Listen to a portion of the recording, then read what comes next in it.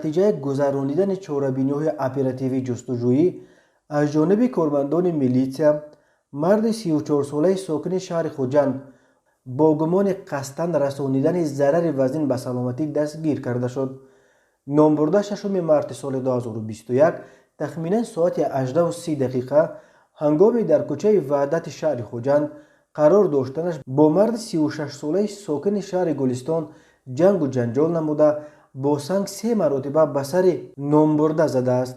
در نتیجه جبر دیده جراحت‌های وزن جسمانی برداشته در بیمارخانه به هلاکت رسیده است. نسبت گمان بر شونده پرونده جنایتی با ماده 110 قسم 1 کودکس جنایتی جمهوری تاجیکستان آغاز کرده شده تفتیشات ادامه دارد.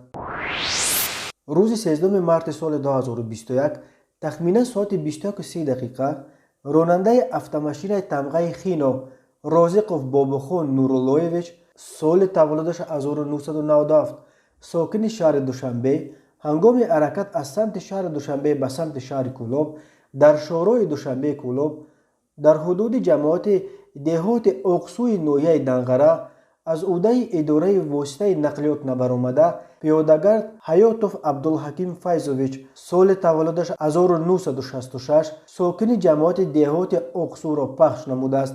در نتیجه حیاتوف عبدالحکیم فیضویچ جراحت‌های گوناگون جسمانی برداشته در بیمارخانه به هلاکت رسیده است. همین طریق روز 14 مارس سال 2021 تخمینا ساعت 11:00 راننده автомашین تمغه اوپل استرا سعیدوف عبادالله اسمتوویچ سال تولدش 1965 ساکن ناحیه یووان هنگام حرکت از سمت شهر وحدت به سمت ناحیه یووان در حدود جماعت دهات حسینوف از عهده اداره واسطه نقلیات نبرآمده در نشیبه تخمینا 30 متر автомашین را چپه نموده است.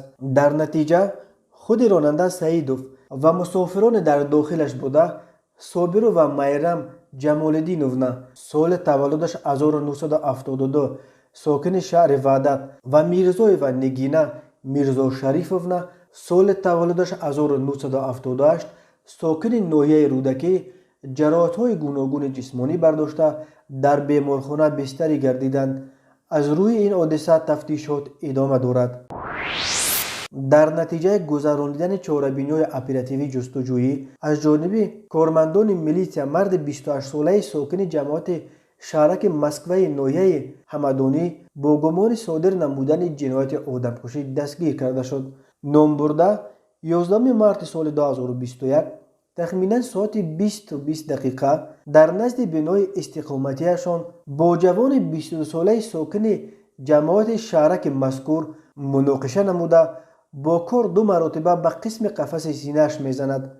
در نتیجه جبر دیده جراحت‌های وزن جسمانی برداشته در جای حادثه به هلاکت میرسد. نسبت گمان بر شونده پرونده جنایتی با ماده 104 قسم 1 کودکس جنایتی جمهوری تاجیکستان آغاز کرده شده تفتیشات ادامه دارد.